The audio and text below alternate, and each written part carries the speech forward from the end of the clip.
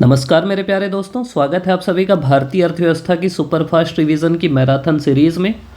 सबसे पहले अगर प्लानिंग की बात करें तो 1934 में सबसे पहले योजना की बात होती है। सर एम विश्वेश्वरैया अपनी किताब प्लान्ड इकोनॉमी फॉर इंडिया में बोलते हैं कि भारत में एक नियोजन होना चाहिए, भारत में एक प्लानिंग होना चाहिए।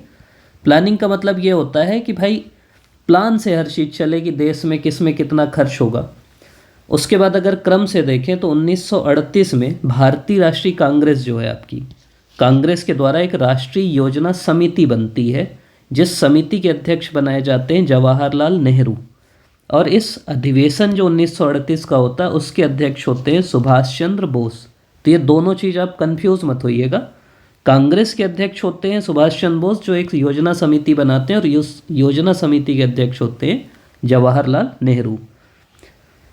उसके बाद फिर 1944 में दो चीज़ें होती हैं। एक तो गांधीवादी योजना बना जाती है श्रीमन नारायण अग्रवाल द्वारा। एस एन अग्रवाल भी कहीं कहीं आपको मिलेगा, तो आप वो भी ध्यान रखिएगा कि एस एन अग्रवाल के द्वारा। और बॉम्बे प्लान बनाया जाता है 1944 में 8 उद्योगपतियों के द्वारा। इसी को टाटा बिरला प्लान भी बोलते हैं। 8 उद्योगपति थे, उनमें टाटा भी थे, बिरला भी थे। तो 44 में ये दो चीज़ें होती हैं। 45 में एम एन रॉय एक पीपल्स प्लान लेके आते हैं। पीपल्स प्लान मतलब जनता के तरफ से योजना क्या होना चाहिए उसके बारे में बात करते हैं। और 1950 में सर्वोदय योजना लेके आते हैं जयप्रकाश नारायण। सर्वोदय मतलब जो गांधी जी के सिद्धांतों की बात करते हैं वो लेके आते हैं। आखिरी में योजना आयोग का गठन होता है 1950 में, जिसके अध्यक्ष प्रधानमंत्री ही होते हैं। अगर हम पंचवर्षीय योजनाओं के बारे में बात करें तो पहली पंचवर्षीय योजना को हेराल्ड डोमर मॉडल बोलते हैं। इसमें मेन फोकस कृषि पे था। दूसरी पंचवर्षीय योजना की अगर हम बात करें तो उसको महालनोबिस मॉडल बोलते हैं, मतलब इनके मॉडल पे ये थी। और ये समाजवाद पर आधारित थी, जिसमें मेन फोकस था भारी उद्योगों पे। अगर रोलिंग प्लान की बात करें तो कहीं आपको ये 78 से 80 मिलेगा और मैक्सिमम 79 से 80 मिलेगा। तो आप देख लीजिए ऑप्शन के हिसाब से। ये जब जनता पार्टी की सरकार आई तो उन्होंने रोलिंग प्लान बनाया। 20 सूत्री कार्यक्रम की अगर हम बात करें तो ये 1975 में इंदिरा गांधी चालू करती हैं। योजना अवकाश भारत में 2 बार आता है, मतलब जिस पीरियड में कोई योजनाएं नहीं बनी। एक तो 66 से 69 वाला, क्योंकि इस समय युद्ध वाला समय था। और एक 90 से 92 का, क्योंकि उदारीकरण मतलब भारत में एक आर्थिक संकट था, इस कारण। ये ईयर देख लेना, पहले ज़्यादा आता था। ये पहली योजना 51 से 56, फिर 56 से 61। पहले में कृषि की बात थी, दूसरे में भारी उद्योग की बात थी, तीसरा जो 61 से 66 था वो सेल्फ सफिशियंसी की बात थी। आप ये ध्यान रखिएगा कि कब, जैसे 8वां 5 ईयर प्लान 92 से 97 था, जिसमें मानव विकास की बात थी। फिर 97 से 2। तो आप एक पकड़ लेंगे और आपको पता है कि यहाँ पे गैप है। जैसे 66 से 69 गैप है, और उसके बाद यहाँ 74 से 79, तो 79 से 80 एक है रोलिंग प्लान वाला। और यहाँ 90 से 92 गैप है। उसके बाद लगातार चलता है, और 17 में फिर योजना ख़त्म ही कर दी गई, क्योंकि योजना आयोग उससे पहले ख़त्म हो गया। तो योजना बनाना, पंचवर्षीय योजना बनाना हम ख़त्म कर दिए। 12 से 17 वाले में 8% वृद्धि हुई। 11वीं योजना का था तीव्रतर और समावेशी विकास, अनिवार्य प्राथमिक शिक्षा, ये सब बातें थीं। 12वीं पंचवर्षीय योजना का था तीव्रतर धारणीय भी आ गया, और समावेशी के आगे अधिक लगा दिए। अब हम बैंकिंग में आते हैं। देखिए आप PDF पहले बनाया था, फिर उसमें कुछ कुछ एडिशन हुआ, तो हो सकता है आपको थोड़ा सा छोटा छोटा दिखे, ऊपर नीचे दिखे, राइटिंग ना समझ में आए। मैं अपलोड कर दूंगा, जिसको समझ में आएगा वो पढ़ लीजिएगा। तो वीडियो में तो बोल के बता ही रहा हूँ। दूसरी चीज़, बहुत लोग बोलते हैं कि भैया डिजिटल बोर्ड के सामने खड़े हो जाते हो, इसलिए डायरेक्ट टैबलेट में ही पढ़ा रहे हैं कि भाई आपको पूरा दिख रहा है, मैं दिख ही नहीं रहा हूँ। ये कारण वैसे इसका नहीं है। इसका कारण ये है कि थोड़ा सा तकनीकी दिक्कत आ गई हम लोग के डिजिटल बोर्ड में, तो लगा चलो वीडियो तो बनते रहना चाहिए, इसीलिए नहीं बना पा रहा था वीडियो, तो इसमें बना रहे हैं। वही लगा प्रीलिम से पहले आ गई, बताओ। वो ये भी चाहता है डिजिटल बोर्ड की आप लोग को ज़्यादा पढ़ाया ना जाए, आप खुद से रिवीजन करिए, तो भी इतने कमेंट आते हैं कि लगा बनाया जाए। कागजी मुद्रा भारत में स्टार्ट होती है 1862 में। स्मार्ट मनी, प्लास्टिक मनी क्या होता है? प्लास्टिक मनी मतलब होता है जैसे आपका जो पैसा है वो तो नॉर्मल है। प्लास्टिक मनी मतलब जो आपका क्रेडिट कार्ड है, डेबिट कार्ड है, ATM कार्ड है, उसको प्लास्टिक मनी या स्मार्ट मनी बोलते हैं। बिटकॉइन आप सुने होंगे, क्रिप्टो करेंसी वाला सिस्टम होता है, और इसको चालू करने में जिस व्यक्ति का नाम आता है उसका नाम है सातोशी नाकामोतो। आरबीआई के बारे में कुछ फैक्ट, जैसे 1 अप्रैल 1935 में इसकी स्थापना हुई। एक्ट आया था 34 में, आरबीआई एक्ट 1934 के अनुसार 1 अप्रैल 35 में स्थापना हुई। शुरू में हेडक्वार्टर था कोलकाता, उसके 2 साल बाद 1937 में हेडक्वार्टर बना दिया गया मुंबई। पहले गवर्नर अगर आपसे पूछा तो वो थे सर ऑसबोर्न स्मिथ। फिर 1949 में भारत जब आज़ाद हुआ 47 में, तो 2 साल बाद इसका राष्ट्रीयकरण कर दिया गया। पहले भारतीय गवर्नर आपसे अगर पूछे तो वो थे सीडी देशमुख, और वर्तमान में संजय मल्होत्रा। ये वीडियो अगर बाद में देखेंगे, कभी और देखेंगे, तो ये क्रॉस चेक कर लेना, अभी वाले सीडी देशमुख तो नहीं बदलेंगे, ऑसबोर्न स्मिथ भी नहीं बदलेंगे। फिर एसबीआई आप लोग हर कोई जाते हो, तो इंपीरियल बैंक ऑफ इंडिया बनता है 1921 में। फिर इसका राष्ट्रीयकरण होता है, एसबीआई नाम पड़ता है 1955 में। तो ये क्रम पूछता है जनरली कि एसबीआई कब बना, तो 55 हो जाएगा। आरआरबी कब बना, रीजनल रूरल बैंक, तो ये इंदिरा गांधी के दिमाग का वो था, मतलब कि रूरल ग्रामीण क्षेत्रों को भी आगे बढ़ाया जाए, तो 1975 में बनता है। राष्ट्रीयकरण होता है 2 बार, ये भी इंदिरा गांधी करती हैं। 14 बैंकों का होता है सबसे पहले बार 69 में, और 6 बैंकों का होता है दूसरी बार 80 में। तो ये भी ध्यान रखिएगा कि राष्ट्रीयकरण ये 2 बार होगा। एक आपकी संस्था है नाबार्ड, तो नाबार्ड और आयात निर्यात बैंक, इसको एग्जिम बैंक भी बोलते हैं, तो ये दोनों बैंक बनते हैं एक साथ 1982 में, 82 में। जनरली जमाने के लिए आता है, इसलिए मैं बता रहा हूँ। और ये दोनों को भी जमाने के लिए आएगा, तो आयात निर्यात बैंक ना 1 जनवरी को बनता है, और नाबार्ड 12 जुलाई को बनता है। तो पहले आयात निर्यात होगा, उसके बाद नाबार्ड होगा। नाबार्ड सीधा सीधा बैंक नहीं है, आप सीधा जाके उससे पैसा नहीं मांग सकते।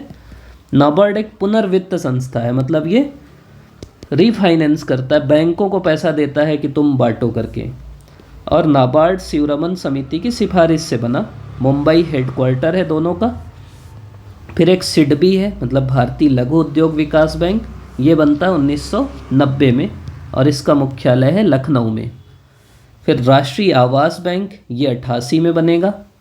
सेबी भी 88 में बनेगा, लेकिन सेबी को कानूनी दर्जा, स्टैट्यूटरी ऑर्गेनाइजेशन, ये बनेगा सेबी अधिनियम 1992 से।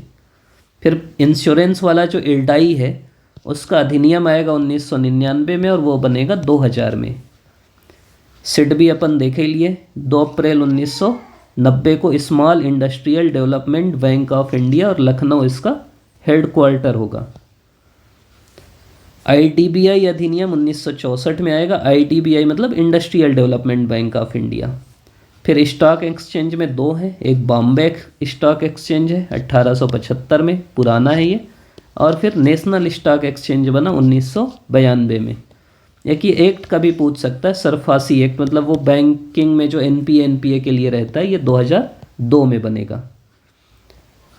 मौद्रिक नीति मतलब होता है कि आरबीआई जो करती है, जैसे repo rate, reverse repo rate, cash reserve ratio, SLR.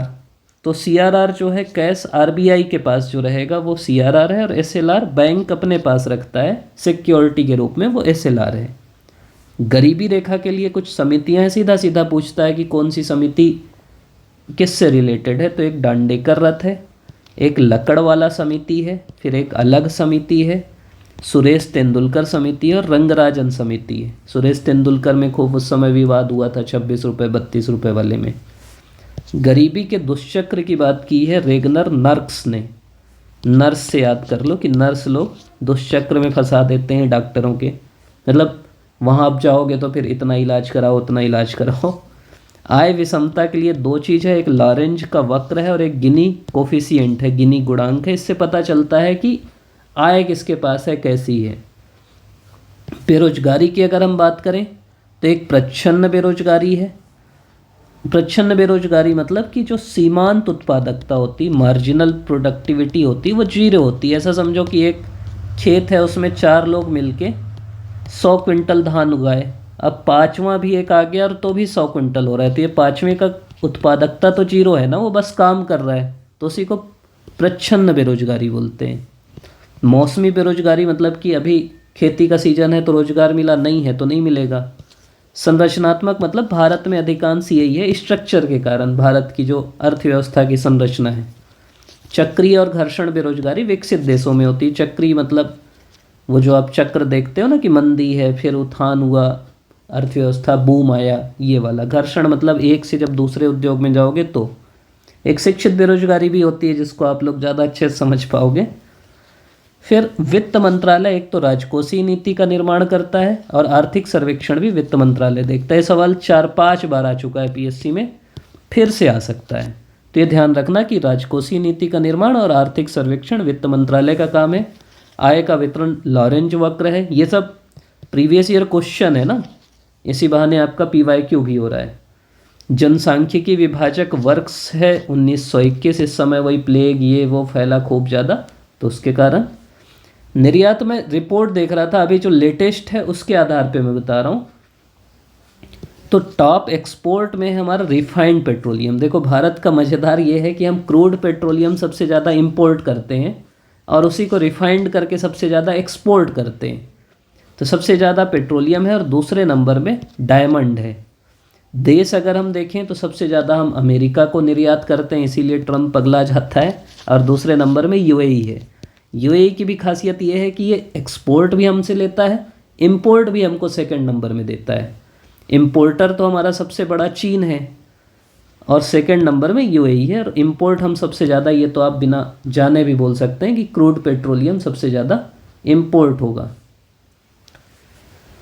अब ये वाला जो पहले ना USA था, लेकिन अभी के डाटा में चीन मिलता है। चीन जो है लार्जेस्ट ट्रेडिंग पार्टनर है हमारा। मैं बगल में लिख भी दिया हूँ GIRI के हिसाब से। ये आपसे कभी रिपोर्ट पूछ सकता है कि कौन सी रिपोर्ट कौन जारी करता है, कैसा जारी करता है। तो जैसे वर्ल्ड बैंक जो है वो ease of doing business report, human capital index report, और यही ईज़ ऑफ डूइंग बिजनेस को बी रेडी रिपोर्ट बोलते हैं।